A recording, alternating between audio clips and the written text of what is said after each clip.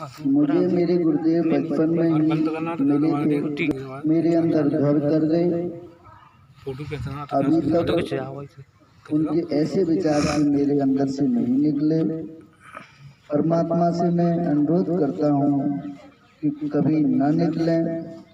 यदि गुरु की कही गई वाणी बहुत अच्छी है और हमारा कल्याण कर देती है, तो ऐसे शब्द कभी नहीं निकलना चाहिए। यदि हमारे अंदर से निकलें तो बुराइयां निकल जाएं, जितनी भी बुराइयां हैं वो निकल जाएं। लेकिन परमात्मा सद्गुरुओं की जो वाणियां हैं वो कभी नहीं निकली। ये मैं ऐसा अपने अंदर जो है प्रार्थना करता हूँ। मुझे वाणी बोलते समय मेरे गुरुदेव सद्बुद्धि दें कि ताकि जो है मैं आप लोगों के बीच में कुछ अच्छी विचारधारा रख सकूं। संत समागम हर कथा जग में दुर्बल दोई, सुतकारा और लक्ष्मी पापी को घर होए। ये तो पापी लोगों के पास भी रहती है, लेकिन संतों की सत्य कथा, संत समागम हर कथा, संतों का सम्मेलन, हरि की चर्चा, ये सबके पास नहीं रहती है।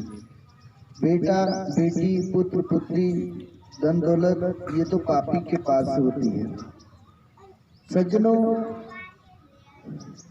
मेरा विषय रहेगा आपका जीवनचर्या कैसे रहे, आपको कैसे जो है आगे बढ़ना है, आपको कैसे मिलजुल करके रहना है, ये शब्द रहेंगे।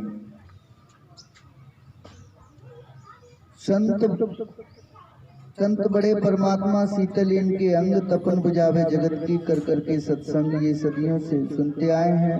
और आज भी इस संसार में बहुत नए नए संत होंगे, नए नए जन्म होंगे और नया नया मरण भी होगा। जन्म मरण ये सत्य है इस संसार में। ये प्रकृति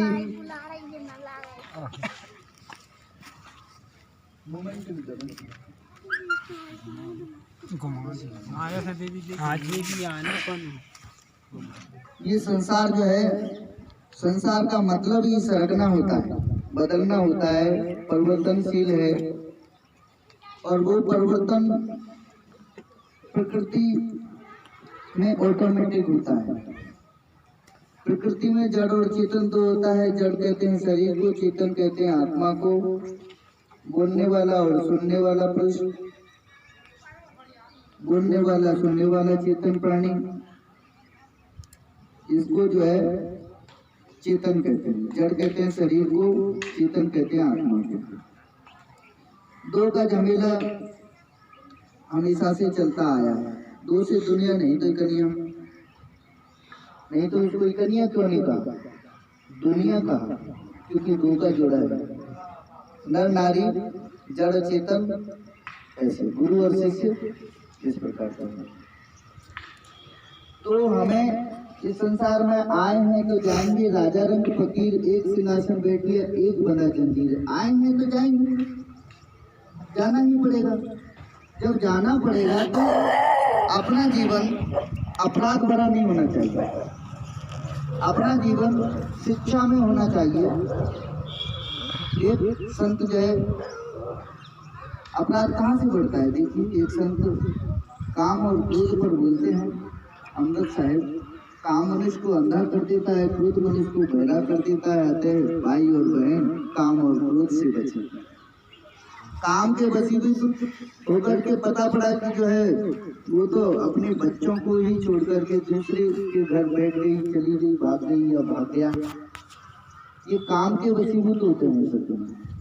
ऐसे ही क्रोध के वशीभूत होकर के व्यक्ति एक दूसरे को गोली मार देता है, डंडा मार देता है, नहीं तो गाली मार देता है। ये क्रोध के वशीभूत होते हैं सज्जनों। कभी क्रोध नहीं करना चाहिए। मैं जानता हूँ कि क्रोध आता है, ज्यादा से ज्यादा परेशान करेंगे तो क्रोध तो आएगा ही सही, लेकिन क्रोध पर काबू करने की कोशिश करें।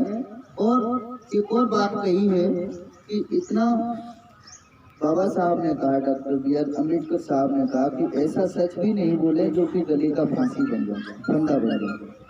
हमें इतना भोला भाला भी नहीं बनना है, क्योंकि लोग जो है इतना भोले वाले होते हैं।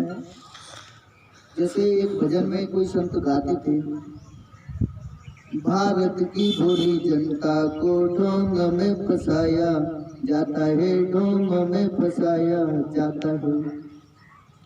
अनजान अंधविश्वासों को भी, अनजान जिनको हम जानते भी नहीं, इनका रहस्य क्या है, इनसे होता क्या है, इनसे क्या होगा। अनजान अंधविश्वासों को भी धर्म बताया जाता है, धर्म बताया जाता है, धर्म बताया जाता है। भारत की भोली जनता को ढोंग में फंसाया जाता है। हमें किसी भी प्रकार का ढोंग नहीं करना चाहिए, किसी भी प्रकार का आडंबर नहीं बनाना चाहिए। सादा सिंपल सादा जीवन उच्च विचार रहना चाहिए। यदि हमें लोग कहते हैं कि भक्ति करने के लिए तो घर को छोड़ना पड़ता है, संतों ने कहा है उस समय पे ही कह दिया कि घर को नहीं छोड़ना पड़ता। संतों घर ही में बैराग, संतों मरे मुक्ति को बाबा, संतों जीते ही करे आशा, जीते जी आशा करिए। मरे मुक्ति किसी ने नहीं देखी, मरे मुक्ति किसी की हुई नहीं। मोक्ष मोह का क्षय होना ही मोक्ष होता है। मोह है अपन इतनी मोही है कि मोह के बस में जो है वसीभूत होकर के जो है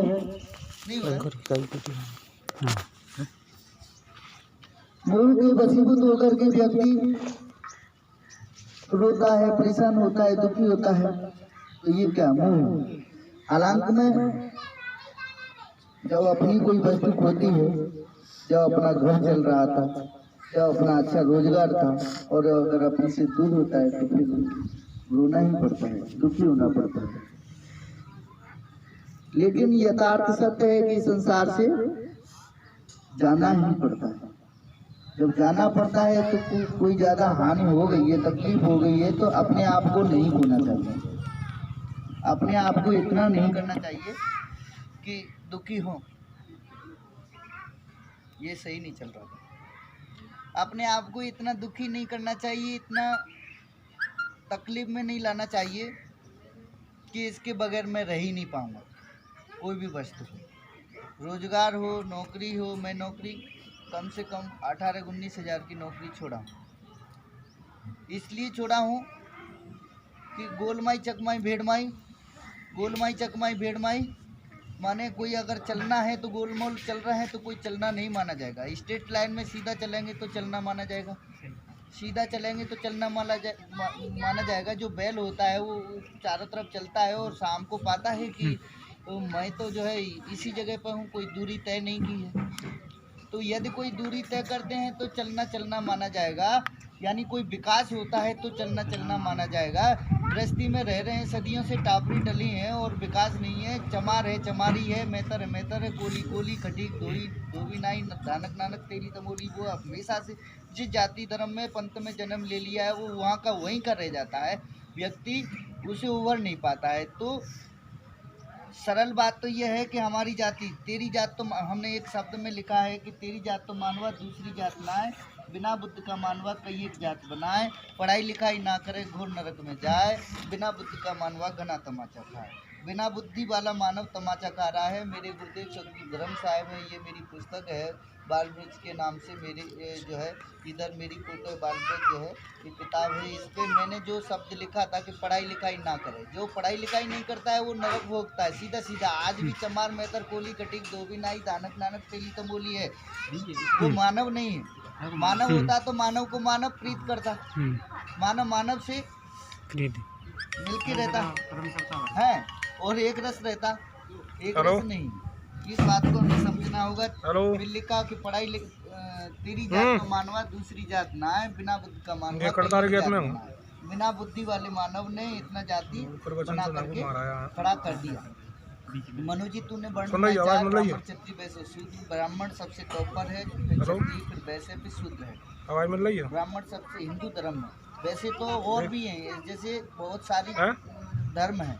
जैसे हिंदू धर्म हमारा ही हिंदू धर्म है, सनातन धर्म है। इसमें कोई भ्रांति नहीं है और न इतना आपस में सोचना समझना चाहिए कि किस मत पंथ संप्रदाय का संत है, ये कभी नहीं सोचना चाहिए। किसी भी संप्रदाय समुदाय का संत आ जाए, वो संत संत होते हैं, संत संत होते हैं, उनमें कोई भेदभाव नहीं है। और कहीं पर भी अपन पूजा करते हैं, जैसे दो प्रकार की पूजा होती है, एक साकार एक निराकार। साकार में अगर कोई वाहन पूजा कर रहा है तो कर रहा है, कोई तकलीफ नहीं है, वो उसका इष्ट है, वो उनका इष्ट है।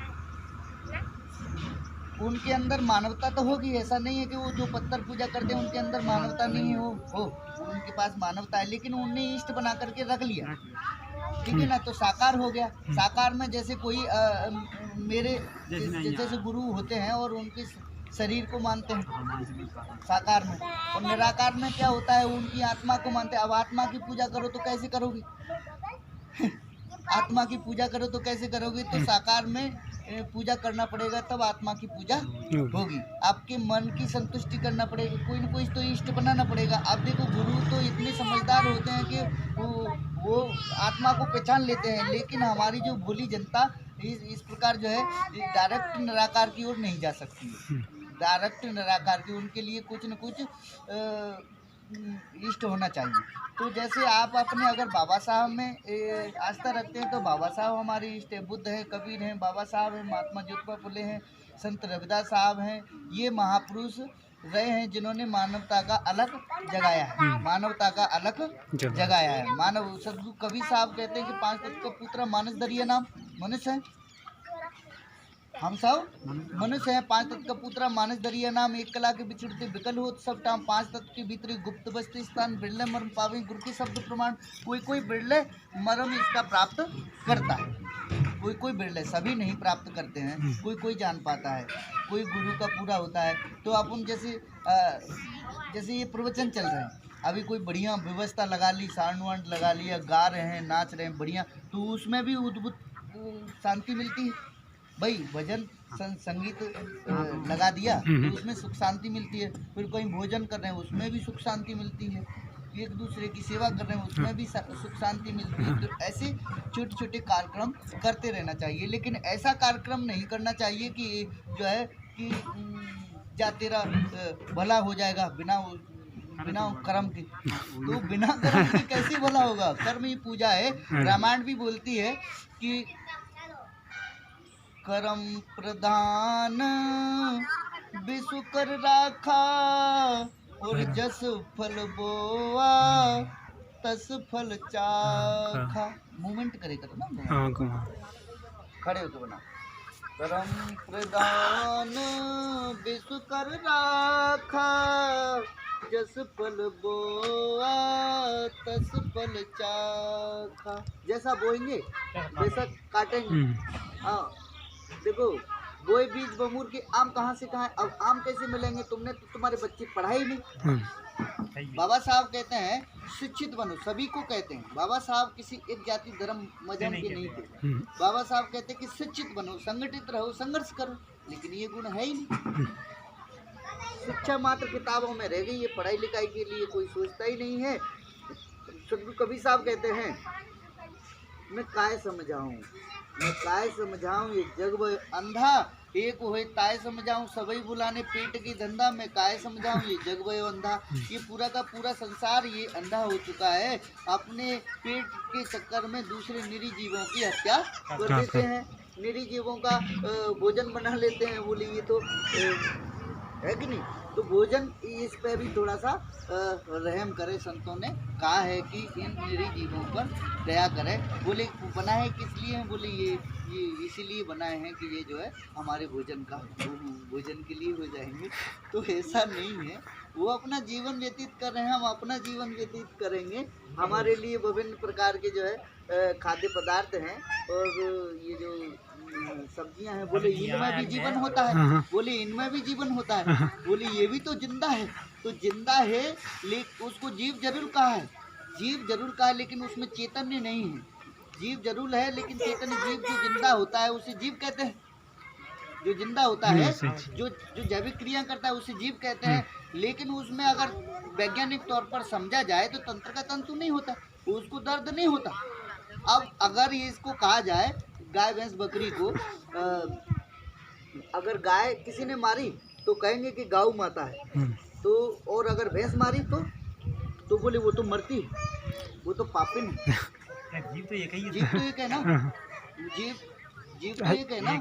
किसी भी प्राणी को मारो तो जीव तो एक है। अब कूटत पीसत लिपते जीव हिंसा हो जाए, लकड़ियन पानी में बहुत जीव मर जाए, ये आंखों के परे हैं, हमने तो नहीं मारे भाई। अगर नहाने धोने में या रगड़ने में कहीं पे भी ऐसी कीटाणु मर जाते हैं, और या फिर कई जो हानिकारक कीटाणु जैसे है जो मानव समुदाय को तकलीफ ही दी है। अब ये प्राणी तो दूध दिए हैं, तकलीफ तो नहीं दी है कि नहीं। तो इसीलिए संतों ने कहा है कि इन निरी जीवों पर कुछ रक्षा करो। संत ओशो बोलते हैं कि इनको क्यों मार रहे हैं, किनको, कीटाणुओं को, वो हत्या हो रही है। तो वो काफ़ी बोले हैं संत, उनको काफ़ी अनुभव था, पढ़े लिखे थे, और वो जो है प्रिंसिपल भी रहे।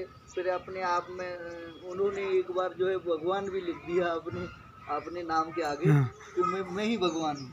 तो उन्होंने परम सत्य को प्राप्त कर लिया, कहीं ना कहीं सत्य को प्राप्त कर लिया है। तो जो है वो इस प्रकार जो है बोल रहे थे क्या, अंत समय उनको देश से बाहर निकाल दिया, अब उनको गॉड की उपाधि प्राप्त हो गई। अब डेट में उनको गॉड की प्राप्ति, यही भारतवर्ष गॉड की उपाधि दिया और उनको अच्छे से सुनता है।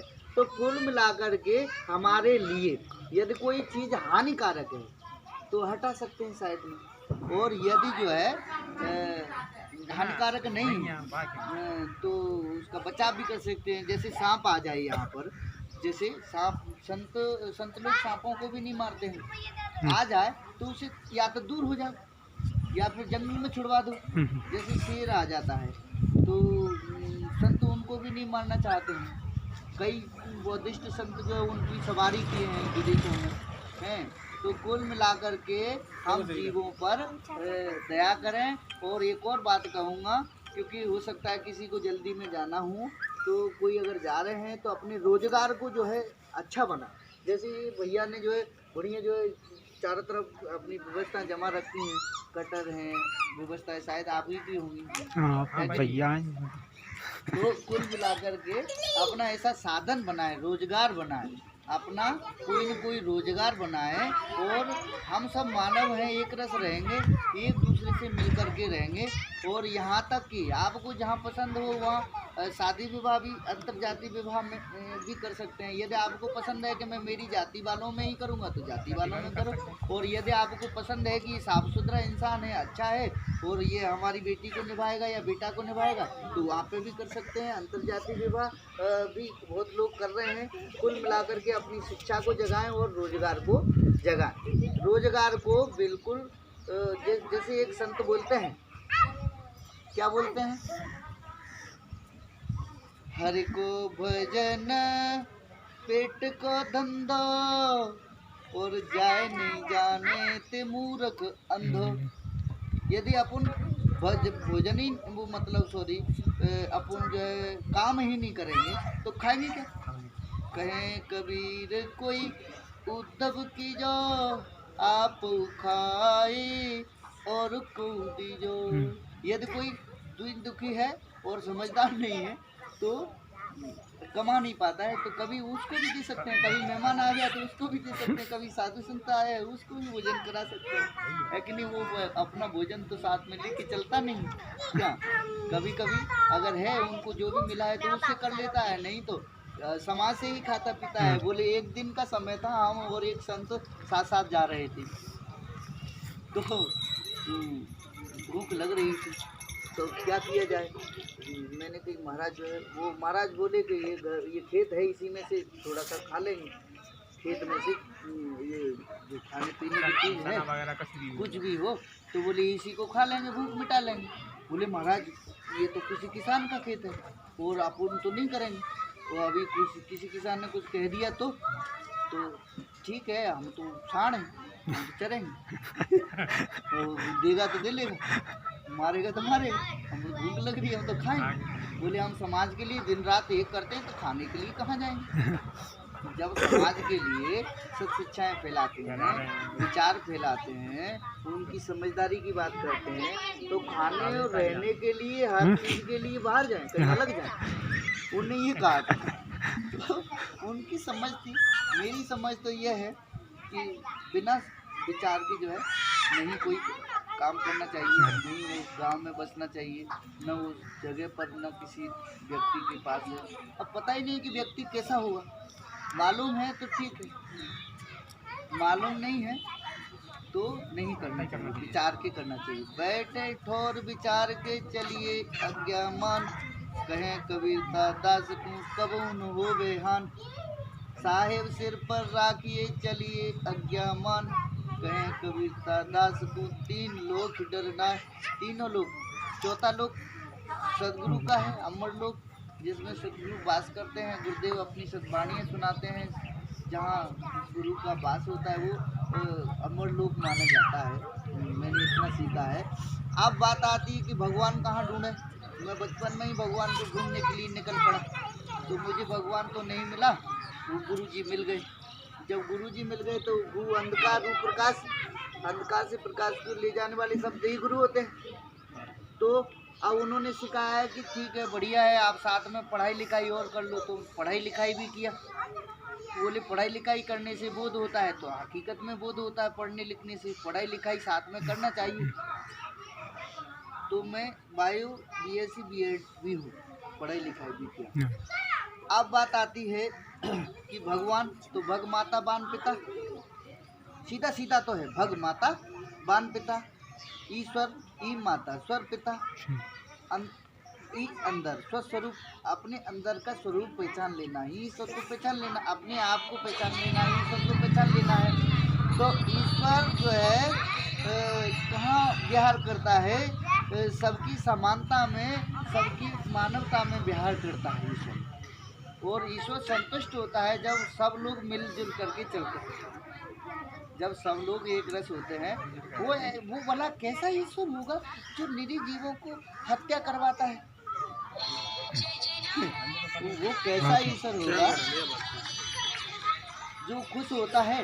बोले मैं मेरे ईश्वर को खुश करने के लिए ये निरीह जीवों का यानी यहाँ बलि चढ़ाऊंगा, तो मेरा भगवान जो है खुश होगा, और मेरा देवता जो है, मेरी देवी जो है खुश होगी। वो कैसी देवी होगी, वो कैसा देवता होगा जो जीवों की हत्या करके खुश होता है? तो इसका तो मतलब यही है कि कोई अलग से ईश्वर नहीं है। जो कुछ भी भ्रांति फैला रहे हैं या अलग जो कुछ भी कह रहे हैं, वो अपने ही कहने और सुनने वाले। जैसे श्वान कांच मंदिर में भ्रमक भौंक भरे, भरम से जो है भौंक भौंक करके मर जाता है। श्वान कहते हैं कुत्ता को अगर कांच के मंदिर में बंद कर दिया जाए तो वो चारों तरफ से प्रतिमा देखता है अपनी ही, और वो भौंक भौंक करके वो उसी में दम तोड़ देता है। ऐसे ही हम अपने आप को तो समझ नहीं पाए। हम कहते हैं कि चारों तरफ भगवान है, चलो जय गुरुदेव के पास, नहीं तो राधा स्वामी के पास, नहीं तो आजकल यहाँ कौन से गुरुदेव चल रहे हैं, नारायण हरि। तो हर जगह पर उनकी गद्दियाँ लगी हुई हैं, संत तो बोलते नहीं है, समझ लेना। उनकी जो वो हैं असिस्टेंट, तो वो बोलते हैं। और मैं ये नहीं कहूँगा कि सद्ज्ञान कहीं से भी मिले, प्राप्त करना चाहिए, कहीं से भी सीखना चाहिए। गुरु सब एक जैसे होते हैं, लेकिन इसके चक्कर में ये नहीं होना चाहिए कि हमारा कोई काम बिगड़ रहा है, हमारा कोई काम बिगड़ रहा है। अगर गए हैं स्कूल में तो कुछ सीख के जरूर लाना चाहिए और समझना चाहिए और उस पर चलना चाहिए। तो भगवान के बारे में कुछ बोले हम, तो भगवान विहार करते हैं प्रेम में, प्रेम से भगवान का मिलन होता है। तो भगवान का मिलन का मतलब प्रेम, प्रेमाश्रय शाखा और ज्ञानाश्रय शाखा। जे संत कबीर साहब ज्ञानाश्रय शाखा से थे। प्रेमाश्रय शाखा में जैसे मीराबाई प्रेम किए थे, किससे? कन्हैया से। मेरे तो गिरधर गोपाल दूसरो न कोई, पग घुंघरू बांध बांध मीरा नाची रे। नाच करती पूरे संसार में और प्रेम जगाया। तो प्रेमाश्रय शाखा, ज्ञानाश्रय शाखा। ज्ञानाश्रय शाखा में क्या होता है? ज्ञान करते हैं गुरु सिखाता है, शिष्य सीखते हैं, शिष्य प्रश्न करता है, गुरु उत्तर देता है। तो ये ज्ञानाश्रय शाखा और प्रेमाश्रय शाखा। तो इस प्रकार भक्ति है, तो भक्ति को अपन जो है कैसे भी प्रकट कर सकते हैं, सेवा करके, सेवा लेके, सेवा देके, या फिर जो है ज्ञान सीख के, ज्ञान दे के ये भक्ति को प्रकट कर सकते हैं। जो कुछ भी कर रहे हैं हम अपने परिवार और समाज के लिए तो कर रहे हैं। सुबह से शाम तक जागते हैं या दिन भर काम करते हैं, आप कितना तकलीफ झेलते हैं कि दिन भर दाड़की करते हैं, तो काय के लिए करते हैं? समाज के लिए, बच्चों के लिए। मेरे बच्चे भूखे होंगे, मेरे बच्चे घर पे भूखे होंगे, मुझे इतना कमा के ले जाना है। तो लेकिन वो वाली कहानी हो रही है कि हम लोग जो है एक अंधा बटे पड़ा चबाए। इधर तो अंधा बट रहा है और पीछे बड़ा बैठा हुआ है, वो चबा रहा है। तो ऐसे चलने से या ऐसे कमाने से तो कोई मतलब है क्या? जैसे मान के चलो हम लोग, मैं ये नहीं कहूँगा, कोई अगर हो सकता है कि पीता भी हो, खाता भी हो, पर मैं ये समझाने की कोशिश करूँगा कि ऐसा कमाना किस काम का कि 400 रुपये जो कमाए, 200 रुपये कमाए और वो वहाँ की वहीं बाटलों में या खाने पीने की बातों में जुआ में पूरा कर दिया, तो क्या वो मतलब क्या वो कमाना माना जाएगा? आपके बच्चे तकलीफ झेल रहे हैं। देखिए स्वर्ग क्या होता है, स्वर्ग क्या होता है? प्यार और सहकार से भरा हुआ जीवन ही स्वर्ग होता है। हम अपने बच्चों से एक रस हैं। अभी अगर किसी भाई की पत्नी कहती है कि तुम यहाँ बैठे हो, दाड़की जाना है, मजदूरी निकल रही है, तो किसी भी भाई को वहाँ दाड़की के लिए निकल जाना चाहिए। यहाँ स्वतंत्र है, कोई जरूरी नहीं है कि यहाँ सुनेंगे। हम अपनी मर्जी से बैठेंगे, हम अपनी मर्जी से जाएंगे, कोई पाबंदी नहीं है। गुरु का आश्रम ऐसा होना चाहिए कि मैं मेरी मर्जी से बैठा हूँ और मैं मेरी मर्जी से जाऊँगा। अब पता नहीं यहाँ बैठा हूँ तो हो सकता है कि गुरु जी ये नहीं कहते कि ये तो चल दिया। तो ऐसे गुरु नहीं, गुरबा होते हैं। गुरबा तो सस्ते भाई कौड़ी अर्थ 50, अपने तन की सुध नहीं, शिष्य करण की आस। अपने तन का तो होश वास नहीं है और शिष्य करने के लिए चले है कि नहीं? गुरु कह विश्व पुकारा, गुरु वही जो भ्रम निवारा। जो भ्रम का निवारण करते हैं वही गुरु होते हैं। गुरु तो संसार में बहुत हैं, जो भ्रम का निवारा करते हैं वही गुरु माने जाते हैं, वो शब्द गुरु होते हैं। तो हमें अपने अनुसार जीना चाहिए। अपो दीप भगवान बुद्ध ने कहा है कि अपना दीपक स्वयं जलाना चाहिए। जैसे आपके दीपक को मैं आपके घर में घुस करके जलाने की कोशिश करूं तो आप जलाने देंगे? एक तो नहीं जलाने दे, वैसे जलाने तो देंगे, लेकिन मैं क्यों जलाने जाऊंगा रोजाना का रोजाना? यानी अपना स्वयं करो ना। तुम बता रही है भाई साहब, तुम चलो तो खुद ही जलाओ, खुद ही जलाओ, तुम तो बताइए, खुद ही जलाओ। यानी आपो दीप भव, अपना दीपक स्वयं जलाओ। तो जहाँ से शिक्षा मिलती है सीख जरूर लेना चाहिए, लेकिन ऐसी शिक्षा में नहीं जाना चाहिए जहाँ से गुलामी तय हो रही हो, गुलामी हो या हानि हो या गुलामी हो। उसके माध्यम से वो अपना ही, मतलब मैं कोई भी काम करूँगा तो स्वतंत्र होकर करूँगा, मुझे करना है नहीं करना है ये मेरे ऊपर डिपेंड है। तो इस प्रकार जो है हमें अपना जीवन व्यतीत करना चाहिए। मैं तो इस रास्ते से गुजर रहा था, तो बड़े जो है ऐसी ठीक है। तो लगातार ये कुछ समय का वीडियो बन गया, आप लगातार बनाना चाहिए।